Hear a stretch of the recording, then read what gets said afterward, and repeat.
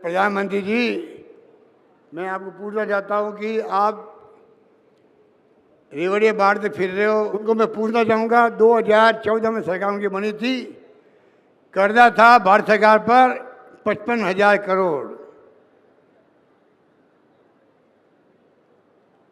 आज कितना हो गया? 155,000 करोड़ हो गया। 155,000 के लाख है रे ये सब, 155 लाख है। तो चुप क्यों बैठा भैया? 13 जिले के नाम लिए प्रधानमंत्री ने, क्यों लिए? क्योंकि वोट लेने थे उनको। अब कल क्या कह गया अजमेर में कि जो राजस्थान सरकार स्कीमें मना रही है, ऐसी स्कीमें राजस्थान की पूरे देश में बने तो देश दिवालिया हो जाए। अरे आपके यहाँ जो संजीवनी एक मामला संजीवनी का 2-2.5 लाख लोगों के पैसे डूब गए, और हमारे जोधपुर के एमपी साहब शेखावत साहब, इतना इम्पोर्टेंट पोर्टफोलियो प्रधानमंत्री ने दिया होगा, स्टेडियम के ऊपर जो सीढ़ियाँ लगी हुई है वहाँ तक जो लोग बैठे हुए हैं, ये इस बात का प्रतीक है कि आप सबका प्यार, आप सबका आशीर्वाद, आप सबकी दुआएं हम सबके साथ है, और इसी कारण से आप लोग सब पधारे भी हो। मेवाराम जैन जी कह रहे थे कि हम आपको आभार व्यक्त करने के लिए बुलाए हैं। आभार व्यक्त करने की बात नहीं है, ये हमारा जब आपका आशीर्वाद से मैं तीसरी बार मुख्यमंत्री बना हूँ, और आपने 7 में से 6 सीटें जिताई यहाँ से, तब जाके सरकार मेरी बनी है। अगर आप इस प्रकार से सेव नहीं करते तो सरकार कैसे बनती? इसलिए मेरा फर्ज बनता है कि मैं एक एक पल जिंदगी का, जो मेरी बचपन से प्रकृति है, कैसे मैं सेवा करूं मानव मात्र की, प्राणी मात्र की। और मैं कहना चाहूँगा आपको, मैं कहीं मंदिर जाता हूँ, मस्जिद जाता हूँ, गुरुद्वारा जाता हूँ या चर्च जाता हूँ, कहीं जाऊँगा मैं, तो मेरी प्रार्थना यही होती है वहाँ पर। मैं नहीं मांगता मुझे आप मुख्यमंत्री बनाओ, मुझे एमएलए बनाओ, मुझे कोई केंद्रीय मंत्री बनाओ। मैं सिर्फ वहाँ ये प्रार्थना करता हूँ भगवान से कि ब्रह्मांड में जो भी प्राणी मात्र है और मानव मात्र है, उसका कल्याण हो, बस यही मेरी प्रार्थना होती है। क्योंकि मैं राजस्थान का हूँ, जिम्मेदारी मुझे राजस्थान की मिली है। सोनिया गांधी जी ने मुझे विश्वास किया, राहुल गांधी ने विश्वास किया। 3-3 बार मुख्यमंत्री बनना कोई मामूली बात नहीं होती। देखो, तो मेरा फर्ज बनता है कि जो विश्वास प्रकट किया है, उस विश्वास से मैं खरा उतरूं। उसके लिए मैं जी जान से कोई कसर नहीं छोड़ रहा हूँ। ये सपना देखते हुए कि राजस्थान देश के अंदर कम से कम 2030 तक नंबर 1 राज्य कैसे बने। और अब संभावना है, पहले संभावना नहीं थी। मैं बचपन से, हरीश चौधरी जी कह रहे थे कि मैं यहाँ पर जब एनएसयू में था तब भी मैं आता था। बाद में मैं एमपी बन गया, हेमाराम चौधरी एमएलए बन गया 80 के अंदर, तब भी मैं आया करता था। और तो और एक बार मलेरिया का प्रकोप हो गया, 1000 लोग मलेरिया मर गए बाड़मेर, जैसलमेर, जोधपुर जिले के अंदर। तब मैंने जोधपुर, जैसलमेर, बाड़मेर के दौरे किए थे। एक पीएचसी गया, सीएचसी गया, सब मुझे आज भी इस बात को स्मरण है मुझे। तो मेरा लगाव हमेशा इस बॉर्डर एरिया से रहा है। जो यहाँ नेता बैठे सब जानते हैं, बाड़मेर हो, जैसलमेर हो, जोधपुर हो, बीकानेर हो, गंगानगर हो, मैं बचपन से ही जब मेरा मौका लगा तो मैंने बॉर्डर एरिया के दौरे किए। वहाँ के बीएसएफ की चौकियों में गया, मेरे मुख्यमंत्री भी और बिना मुख्यमंत्री भी, इसलिए मुझे मालूम है कि यहाँ की समस्याएं क्या है। बल्कि मैं कई बार कहता हूँ, जो मैंने सीखा है मारवाड़ से, मेंबर पार्लियामेंट के रूप में जोधपुर जिले से,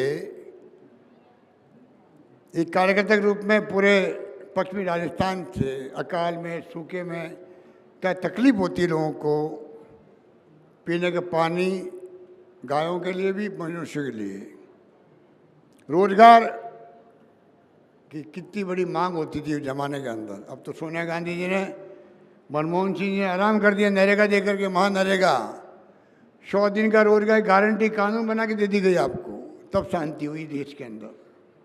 और मैंने 25 दिन बढ़ा दिया अभी आपके राजस्थान के अंदर। 25 दिन का खर्चा स्टेट गवर्नमेंट देगी, शहरों के अंदर भी गाँव के अंदर भी।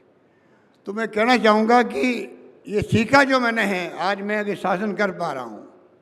मैनिफेस्टो तो है हरीश चौधरी का, ये हमारा अध्यक्ष था मैनिफेस्टो का। शानदार मैनिफेस्टो बना जन घोषणा पत्र के नाम से। राहुल गांधी की इच्छा थी कि दौरे करके बनाओ, जनता क्या चाहती है वो लिखो मैनिफेस्टो के अंदर, घोषणा पत्र के अंदर। घोषणा पत्र हरीश चौधरी का, इम्प्लीमेंट करने की जिम्मेवारी मेरी आपने डाली है, तो मैं निभा रहा हूँ उसको, बखूबी निभा रहा हूँ। इसलिए मैं कहना चाहूँगा शानदार तरीके से फैसले हो रहे हैं। करीब 90% के आस पार मैंने घोषणा पत्र पूरा कर दिया, जन कल्याण जन घोषणा पत्र। तो आप सोच सकते हैं एक के बाद एक बजट पेश किए गए। 5 बजट मैंने पेश किए खुद ने वित्त मंत्री के रूप में। 5 मैंने टैक्स नहीं लगाया, कभी भी टैक्स नहीं लगाया। नंबर 1, शानदार वित्तीय प्रबंधन कर रहे हैं। इतनी बढ़ चढ़ के योजनाएं आ रही है, आपकी कल्याण की योजना आ रही है। अभी मैं गया कैंप में पास में आपके, क्या महिलाएं और बुजुर्ग और किस्से कहानी बता रहे थे। मीडिया वाले मेरे साथ थे। ललन टॉप जो एक हमारा चैनल है एक प्रकार से इंडिया टुडे का, उनके मिस्टर सौरभ आए हुए हैं। वो देखते रह गए भाई ये इस प्रकार से लोग कितने खुश हैं। पेंशन 500 का 1000 हो गई, 750 का 1000 हो गई। 25 लाख का बीमा, बीमारी का 3 पैसे मिले अभी। 2.5 लाख का, 3 लाख का इलाज हुआ उनके। एक बूढ़े आदमी ने कहा मेरे स्टंट लग गया। तो मैंने कहा देखो अब बुजुर्ग आदमी गांव का कह रहा मेरे स्टंट लग गया, मतलब स्टंट जो लगता है अंदर छल्ला, हम मारवाड़ी में कहते छल्ला लग गया, वो कह रहा स्टंट लग गया। इतना बदलाव आ गया समाज के अंदर कि एक गांव में मालूम है कि इसको स्टंट कहते हैं। लगा उसके, एक नया पैसा नहीं लगा। परसों में अंत्येष्टि में गया एक जज साहब की, 5-7 दिन पहले एक व्यक्ति मिले मुझे, मेरे पास बैठे हुए थे। कहने लगे साहब कि मेरे घर पे जो स्टाफ है कैंसर हो गया, 17 लाख का बिल बना उनके इलाज का। 17 लाख की फ्री हो गया इलाज, उसका कैंसर का इलाज फ्री हो गया।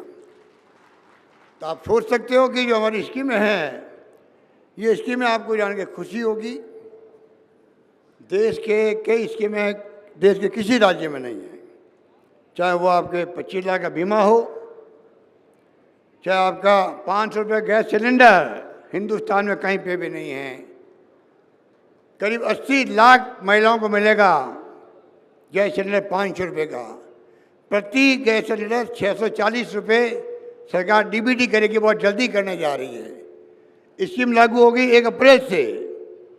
जिसने खरीद लिया 1 अप्रैल को, अप्रैल में खरीद लिया, मई में खरीद लिया, जून आ गया, उन सब के डाटा कलेक्ट किए जा रहे हैं डीबीटी के लिए बैंक अकाउंट। भारत सरकार ने हमें कॉपरेट नहीं किया, हमने उनसे मांगा आप दीजिए हमें, हम चाहते हैं कि सबको डीबीटी करना चाहते हैं, नहीं दिए हमें। अब दुकानदारों से ले करके हम लोग लाखों बहनों को प्रति गैस सिलेंडर 640 रुपये की वापस उनको लौटाएंगे बैंक के अंदर, उसको डीबीटी कहते हैं। ये हम लोग करने जा रहे हैं। लंपी में गाय मर गई, एक गाय 40,000 रुपये दे रहे हैं हम लोग मरने वाली गायों को, 1000 गाय एक गाय को। और आगे गायों के लिए बीमा कर रहे हैं हम लोग, गाय हो या भैंस हो, 2 पशु प्रति परिवार का बीमा हिंदुस्तान में कहीं नहीं है, हम लोग करने जा रहे हैं, जिससे कि पशुपालक का कॉन्फिडेंस रहे। बाय द वे मर भी गया पशु तो कम से कम मुझे 40,000 रुपये एक गाय का, एक भैंस का मिलेगा। 2 गायों का तो 80,000 रुपये मिलेंगे। 5 रुपये प्रति लीटर हम दूध का दे रहे हैं पशुपालकों को, दूध उत्पादकों को, मजबूती से दूध कलेक्शन हो सके। तो एक एक स्कीम सोच समझ के की गई। कर्मचारी को अपने एनपीएस जगह ओपीएस दे दिया। तमाम कर्मचारी बहुत खुश हैं राजस्थान के अंदर। उनके लिए आरजीएसएस लागू कर दिया, हिंदुस्तान में कहीं नहीं है। केंद्र सरकार की स्कीम है सीजीएसएस, उसी ढंग से भी इनका इलाज होगा। मारे मारे फिरना नहीं पड़ेगा डॉक्टरों के पास में, इलाज के लिए जाओ, फिर बिल लेके जाओ, फिर उसे साइन करवाने के लिए चक्कर काटो, फिर अकाउंटेंट के पास जाओ, अकाउंटेंट पता नहीं कब उसका बिल पास करेगा, कितना करेगा, कम करेगा, ज़्यादा करेगा, तब जाके उसको पैसे मिलते थे। अब जाओ दुकान पे जाओ दवाओं के लिए, एमआरआई के लिए जाओ, सीटी स्कैन जाओ, इलाज के लिए जाओ, कहीं पे भी जाओ, इलाज फ्री होगा, प्राइवेट हो या अस्पताल गवर्नमेंट का हो। तो उनके लिए हमने बहुत कुछ किया है। और पेंशन हमने सब लोगों की 500 थी, 750 थी, उनको हमने कह दिया पर कम से कम सबको 1000 पेंशन मिलेगी मिलेगी सबको। और दूसरा, अब आने वाले सालों में बार बार आपको घोषणा की जरूरत नहीं पड़ेगी, हर साल 15% पैसा अपना बढ़ जाएगा, हर साल बढ़ जाएगा पैसा। इस प्रकार से हमने करीब 500 बच्चों को विदेश भेज रहे हैं। आप सुनिएगा बाड़मेर के लोगों, मैं आपको निवेदन करना चाहूँगा, मेरा नम्र निवेदन है कि डॉक्टर अंबेडकर जब नौजवान थे, छात्र थे, तो उनको भेजा गया, बड़ौदा के महाराजा के द्वारा भेजा गया पढ़ने के लिए विदेश के अंदर। वो डॉक्टर भीमराव अंबेडकर स्कूल में छुआछूत होती थी, पानी नहीं पी पाता था, वहाँ पर सबसे छुआछूत होती थी बचपन के अंदर, स्कूल के अंदर भी। उसको बड़ौदा के महाराजा ने भेजा, मान लो पढ़ने के लिए इंग्लैंड भेजा, वो इंग्लैंड भी गए, अमेरिका के कई जगह होंगे, पर आज वो अंबेडकर संविधान निर्माता बन गया देश के अंदर। आज वो देश दुनिया में नाम अंबेडकर का, डॉक्टर अंबेडकर, बाबा साहब भीमराव अंबेडकर नाम हो गया। तो मैं पहले 200 थे, अब 500 बच्चों को भेज रहा हूँ मैं विदेश के अंदर। कहीं जाओ, इंग्लैंड जाओ, अमेरिका जाओ, ऑस्ट्रेलिया जाओ, कनाडा जाओ, जर्मनी जाओ, जहाँ आपका एडमिशन हो जाए, प्रवेश आप अप्लाई कीजिए। 500 बच्चे जाएंगे पढ़ने के लिए, आने जाने का किराया सरकार दे रही है, वहाँ रहने खाने पीने का सरकार किराया दे रही है, इंतजाम कर रही है, फीस सरकार दे रही है। 2-3 कैटेगरी है, ज़्यादा पैसे वाले हैं तो उनकी फीस हम भर देंगे, किसी को आने जाने का खर्चा दे देंगे, जिस प्रकार की कैटेगरी है वो कर लेंगे। परंतु गरीब आदमी कोई है, आराम से जाए, पढ़ के आए, हो सकता है वो साइंटिस्ट बन जाए, हो सकता है अंबेडकर की तरह वो भी वकील बन जाए, संविधान विशेषज्ञ बन जाए, टेक्नोक्रेट बन जाए, इंजीनियर बने, डॉक्टर बने, कोई बन सकता है। पर आज उस पर परिवार में ये भावना रहती है, सरकार मेरे साथ खड़ी है, मेरे बच्चों को कोचिंग करवानी है, तो 30,000 बच्चों को हम लोग कोचिंग करवाते हैं। कोटा हो, जयपुर हो, सीकर हो, कहीं पर भी हो, जब कोचिंग क्लासेस करते हैं अनुप्रति योजना के अंतर्गत 30,000 बच्चों की शिक्षा का भार उठा रही सरकार, उठा रही है, क्योंकि गरीबों के पास में कोचिंग करने के पैसे भी नहीं होते कोचिंग जाने के लिए। आरटी लागू किया सोनिया जी ने और मनमोहन सिंह जी ने, नरेगा, आरटीई, शिक्षा का अधिकार और भोजन का अधिकार, खाद्य सामग्री का 2 रुपये किलो गेहूँ, 3 रुपये किलो चावल, नरेगा, ये 4 क्रांतिकारी काम किए, पार्लियामेंट में कानून बने। वो हम चाहते हैं कि इस रूप में जो है एक 5वां कानून और बने, राइट टू सोशल सिक्योरिटी। जो पेंशन आज देते हैं 1000, मैं चाहता हूँ पूरे देश के अंदर जो मजदूर है, जो बूढ़े लोग हैं, जो काम नहीं कर पाए हो ज़िंदगी के अंदर, और बुढ़ापे में कोई घर में बेटे पोते भी शायद है नहीं है, तो इस लायक नहीं कि वो उसका खर्चा उठा सके, परिवार का ध्यान रख सके। सरकार की ड्यूटी है। हम बातें बहुत बड़ी बड़ी करते हैं आजकल। तो मैं प्रधानमंत्री मोदी जी से कहना चाहूँगा, राइट टू सोशल सिक्योरिटी, सामाजिक न्याय के लिए, सामाजिक के लिए राइट टू सोशल सिक्योरिटी, सामाजिक सुरक्षा का अधिकार का कानून पास करो पार्लियामेंट के अंदर। सबको सुरक्षा दो, देशवासियों को जिसको ज़रूरत है उसको सुरक्षा दो, तब जाके के हैप्पीनेस इंडेक्स बढ़ेगा, खुश रहने के परिवार के अंदर जज्बा पैदा होगा, भाई मुझे कम से कम सरकार मेरे साथ खड़ी है। यहाँ की बात नहीं कर रहा, दुनिया के मुल्कों में ये है, जो विकसित राष्ट्र है वहाँ ये सब व्यवस्थाएं हैं, ये व्यवस्था देश में लागू होनी चाहिए, वो समय आ गया है। इसलिए मैं कहना चाहूँगा कि इस प्रकार से हमने जो व्यवस्था करी है, मैं चाहता हूँ कि हम सब मिलकर के राजस्थान को उस तरफ ले जाएं। लंपी रोग, अब बताइए 40,000 रुपये प्रति गाय सरकार दे रही है लंपी रोग में मरने वाली गायों को। 50-60 लाख गायें जो भी है हजार, उनको जल्दी हम लोग डीबीटी करने वाले हैं, उनके परिवार वालों को, लंपी रोग में मरने वाली गायों को, और आगे उनके लिए बीमा भी कर दिया गया। उड़ान योजना लोग संकोच में बात नहीं करते। हमारी बहनें माताएं, मेरी बेटी हैं और मेरी बहनें बैठी हुई है, मैं कहना चाहूँगा आप सबको, माहवारी होती है महिलाओं को, ये कुदरत की देन है। घर में लोग चर्चा नहीं करते हैं। बचपन में माँ भी अपने बेटे को नहीं कहती थी कि ये क्या होता है, कोई उनको बहाना करती थी कि आज कोई हाथ लग गया, आज मैं उपवास किया हुआ, पता नहीं क्या क्या कहते थे।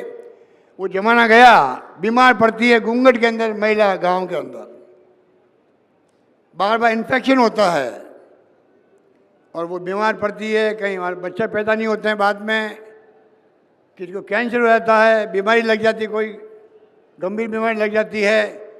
सरकार 600 करोड़ रुपया 600 करोड़ रुपये दे करके हम लोगों ने तय किया है प्रति महिला, राजस्थान की प्रति महिलाओं को, जैसे अमीर लोग काम लेते हैं नैपकिन, 12 नैपकिन प्रति माह हर महिला को मिलेगा, ये हमने तय किया है। इस प्रकार से एक एक चीज़ जो हिंदुस्तान में कहीं नहीं है वो राजस्थान में है ये स्कीम। कामधेनु बीमा में बता दिया आपको, 40,000 का बीमा, और 100 मेगा जॉब फेयर लग रहे हैं राजस्थान में। 100 जगह बड़ी बड़ी कंपनियां आ रही है, इंटरव्यू लेती है बच्चों से, बच्चे जा रहे हैं वहाँ पर कॉलेज के और पास आउट, नौकरियाँ अभी तक 15-20 हज़ार लग चुकी है। इस प्रकार से मैं समझता हूँ कि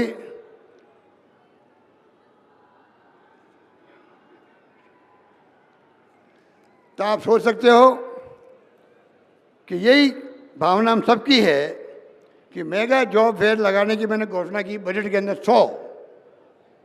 मैं खुद 5-6 जगह गया हूँ, जयपुर गया, जोधपुर में गया, बीकानेर गया, उदयपुर गया।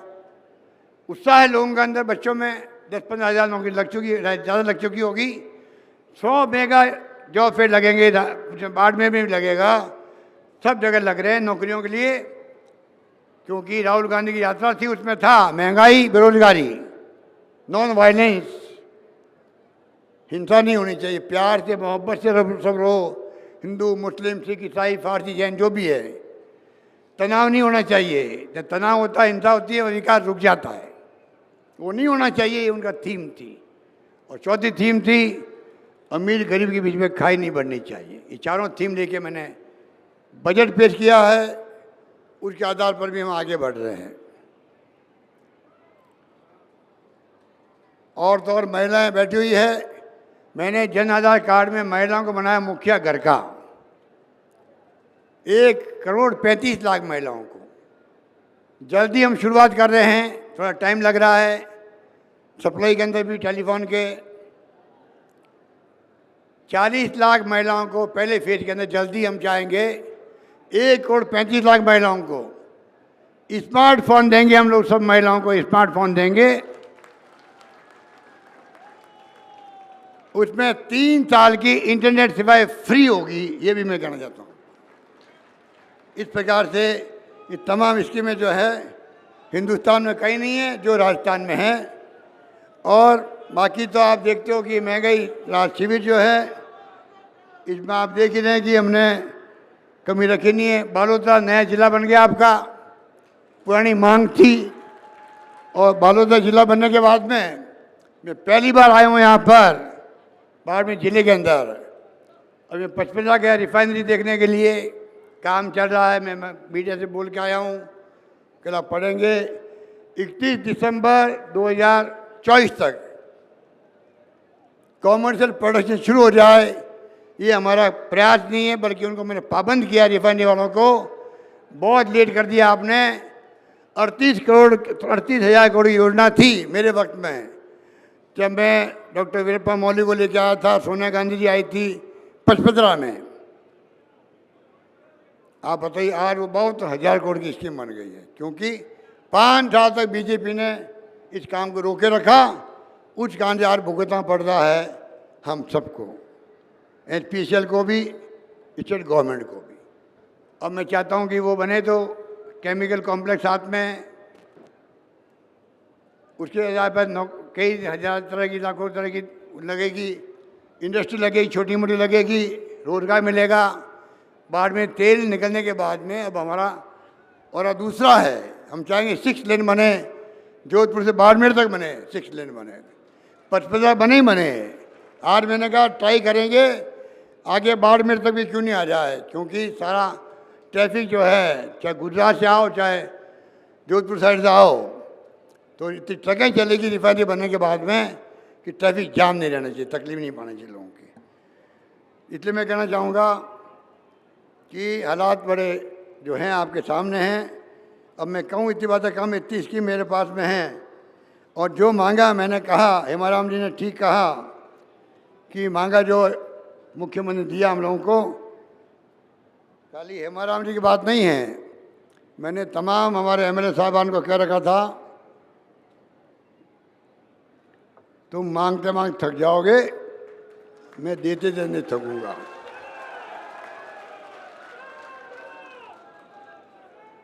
मांगते मांग थक जाओगे, मैं देते देते नहीं थकूंगा।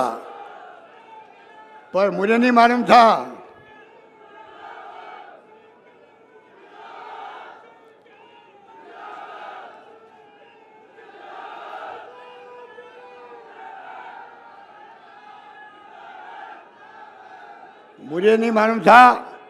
कि मदन प्रजापत, हरीश चौधरी जी ये मांगते मांग थक जाओगे, नहीं थकूंगा। तो मैंने कहा कॉलेज मांगेंगे, स्कूल मांगेंगे, तहसील मांगेंगे, PSC मांगेंगे, CSC मांगेंगे, उप तहसील मांगेंगे। मुझे क्या पता था कि ये जिले मांग लेंगे। वही मैंने निभाया। एक साथ में 19 जिले डिक्लेयर किए, मैंने 19 जिले डिक्लेयर किए।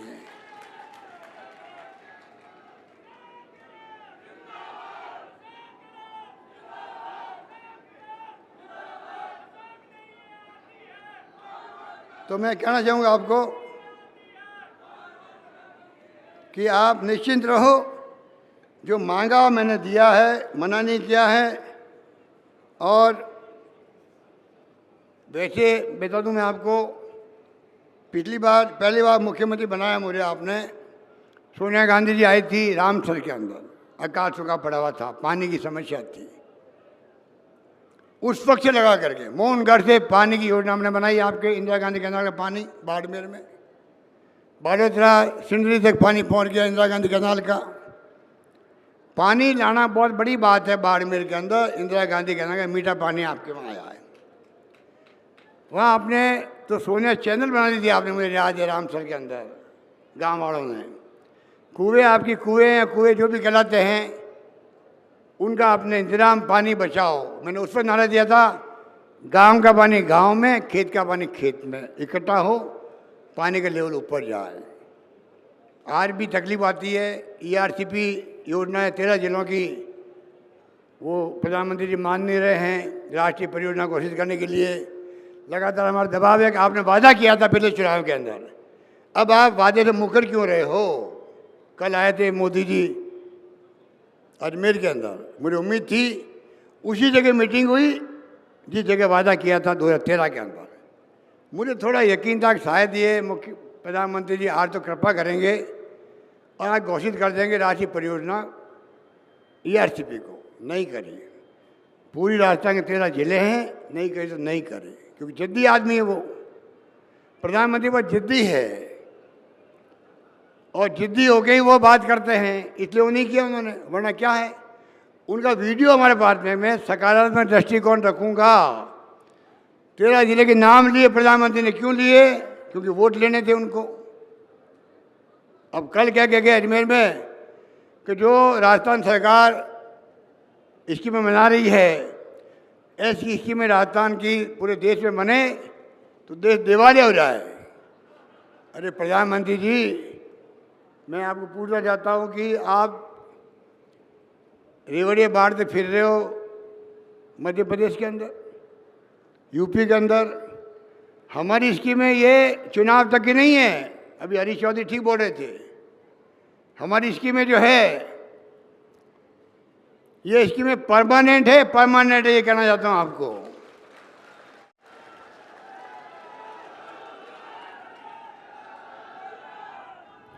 अगर मैंने कहा है 25 लाख का बीमा होगा, 25 लाख का बीमा होगा, तो 25 से 30 ही हो सकते हैं, 20 नहीं होने वाले हैं, ये मैं कहना चाहता हूं। क्योंकि आपको शायद जानकारी है, हमने स्वास्थ्य का अधिकार कानून पार किया है असेंबली के अंदर। ऐसा हिंदुस्तान में, दुनिया में कहीं नहीं होगा। राइट टू हेल्थ तमाम हिंदुस्तान के अखबारों ने लिखा है, उसको संपादक लिखे हैं। और ये कहा 20 साल पहले सुप्रीम कोर्ट ने कहा था जो बात, वो राजस्थान गवर्नमेंट ने पूरी करी है।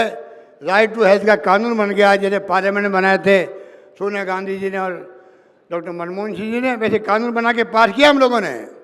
कोई बात इसको बंद नहीं कर सकता। स्वास्थ्य का अधिकार मिल गया आप सबको। आपके इलाज का खर्चा उठाने की जिम्मेवारी किसकी है? सरकार की है, ये मैं कहना चाहता हूँ आपको। इस प्रकार की फैसले हमने किए हैं।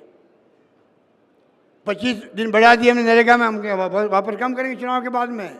ये काम हमारा नहीं है, यूपी में जरूर हुआ है। जो किट बटा है वहाँ पर चुनाव के वक्त में खाद्य सामग्री का, मैंने चुनाव के बाद में उसको बंद कर दिया गया। ये हम लोग उसमें नहीं हैं, हम लोगों ने दिए हैं। स्कीमें हमारी परमानेंट स्कीमें हैं और मजबूत होगी। ओपीएस के पीछे नहीं हटने वाले हैं। लागू है तो लागू है, सोच समझ के किया उसको भी हम लोगों ने। इस प्रकार से जो है ये काम हुए हैं। प्रधानमंत्री जी को पूछो, आप कह दिवालिया हो जाएगा। अरे कर्जा तो लेके सरकारें चलती दुनिया भर की, ये तो वित्तीय प्रबंधन होता है।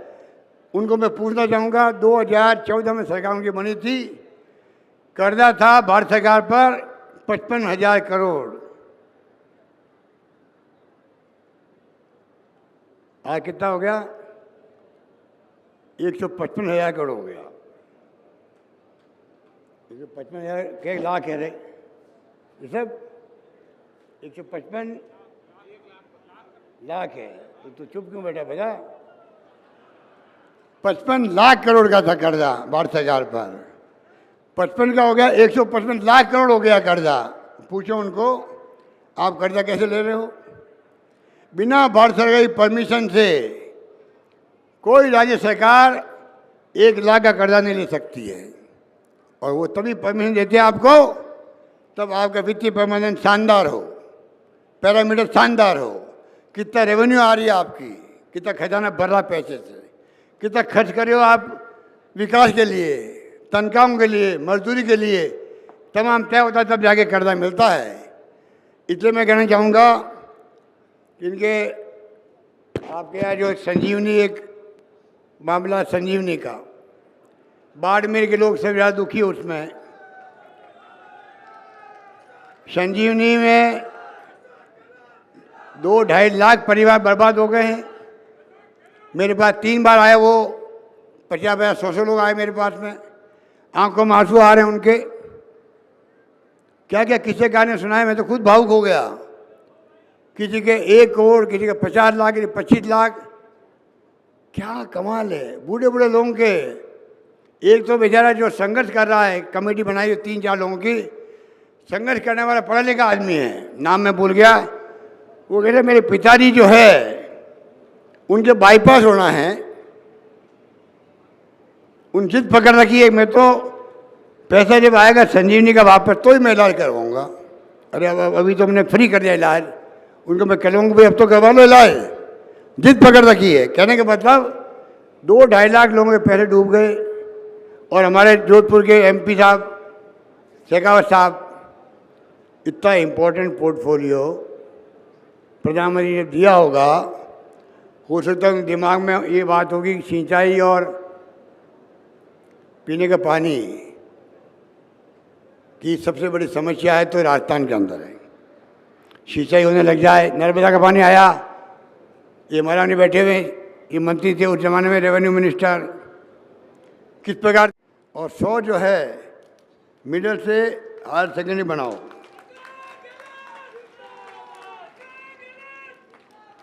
तो ये जो है, एक तो आपकी मांग ये है, एक जो है टांके की बात की गई, टांके की।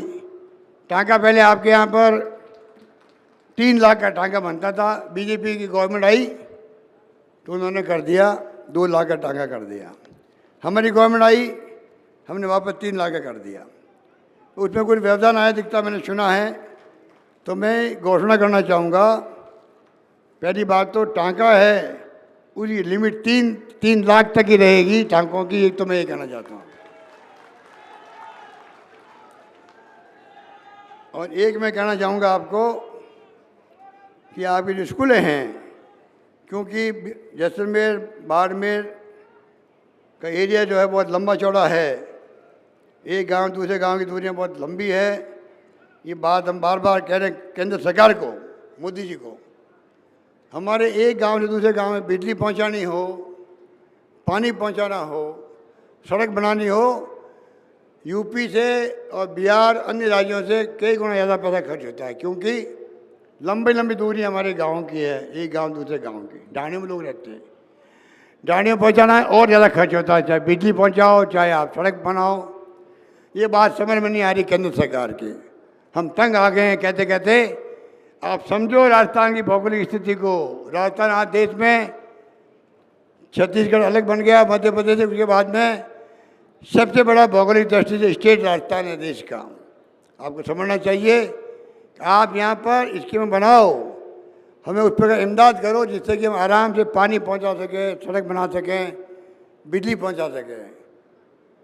राज्यों के पास इतना पैसा होता नहीं है, पर अभी तो वो मान नहीं रहे हैं। बल्कि JJM जल जीवन मिशन, पहले हमारे कांग्रेस वक्त में 90-10% था पैसा, इन्होंने कर दिया 45% और 10% पैसा जनता से लो। मैंने घोषणा की बजट के अंदर 10% का पैसा जो है जनता का जो हिस्सा है वो सरकार, स्टेट गवर्नमेंट देगी, जनता से हम पैसा वसूल नहीं करेगी। मैंने घोषणा कर दी है। और अंत में कहना चाहूँगा कि ये जो मांग कर रहे हैं मेवाराम जी स्कूल की, क्योंकि हमने कॉलेज, विश्वविद्यालय, IIT, IIM, IIIT सारी संस्थाएं राजस्थान बन चुकी है। लॉ यूनिवर्सिटी बन गई है, निफ्ट आ गई है। क्या बताएं आपको, जाल बिछ गया राजस्थान के अंदर शिक्षा का, स्वास्थ्य सेवाओं का। और मैं चाहूँगा कि शिक्षा में कमी नहीं रहेगी। शिक्षा ही मांग रहे हैं, स्कूल ही मांग रहे हैं, तो मैं मना कैसे कर सकता हूँ। तो मैं घोषणा करता हूँ कि 100 प्राइमरी को मिडल, 100 मिडिल को हायर सेकेंडरी बना दिया जाएगा आपके लिए।